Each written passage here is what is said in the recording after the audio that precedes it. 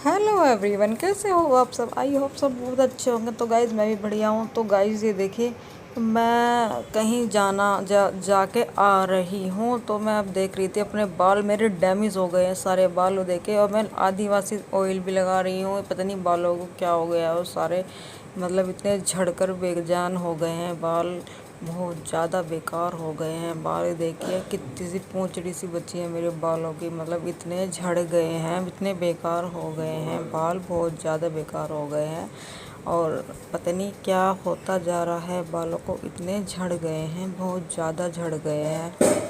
तो मैं इसलिए वो भी देख रही थी कि बाल कि कितने झड़ गए हैं, और ये वाइट भी हो रहे हैं और झड़ भी गए हैं ज़्यादा।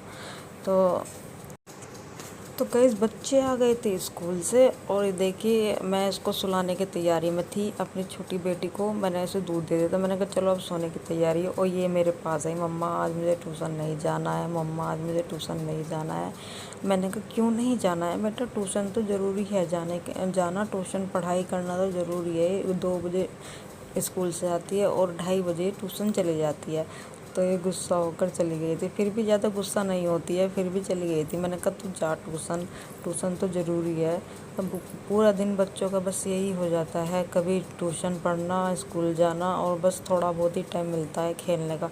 तो बस मैं इसको सुला दूँगी। अब मैं इसको सुलाने जा रही थी, और बस मैं उठ गई थी सोकर। और कपड़े पड़े थे बहुत ज़्यादा, उनको मैंने आज धोए थे, मशीन लगाई थी।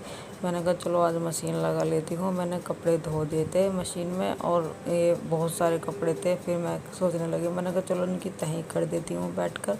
और वो छोटी बेटी तो अभी मेरी उठी नहीं थी, सो ही रही थी। मैंने उसको आवाज़ ही मारी, मैंने कहा तू उठ जा अब, और अब उठ कर ना पढ़ ले। तो क्योंकि मैं ही पढ़ाती हूँ ना उसे, और बहुत ज़्यादा कपड़े थे। मैंने कहा पढ़ाती भी रहूँगी और मैं उसकी तह भी मारती रहूँगी कपड़ों की। और बस यही होता है, हमारा हाउसवाइफ का पूरा दिन ऐसे ही निकल जाता है काम काम में। और रोज़ नहीं लगाती मशीन, हफ्ते में मैं 2 बार ही लगाती हूँ मशीन। और बस फिर भी बहुत ज़्यादा हो जाते हैं कपड़े। हस्बैंड तो मेरे 8 दिन में ही आते हैं, वो तो भारी ही रहते हैं। और बस फिर मैं कहने लगी, मैंने कहा चल मैं तुझे पढ़ा देती हूँ। और ये मेरा 1 तुरपाई का सूट था, मैंने कहा चलो ये भी कर लेती हूँ मैं तुरपाई, और इसको मैं पढ़ा भी देती हूँ। बस फिर उसका सारा काम हो गया था, राइटिंग का मैंने सारा काम करा दिया था। बस इसका ना पढ़ना रह गया था बाकी। मैंने कहा चल तू पढ़ ले बस। फिर बस मैं वॉकिंग पे ले निकल गई थी, और बस थोड़ा सा मैं घूमने के लिए निकल गई थी। मैंने कहा चलो थोड़ा घूम लेते हैं आज, बड़ी बेटी और मैं, बस हम घूमने के लिए निकल गए थे।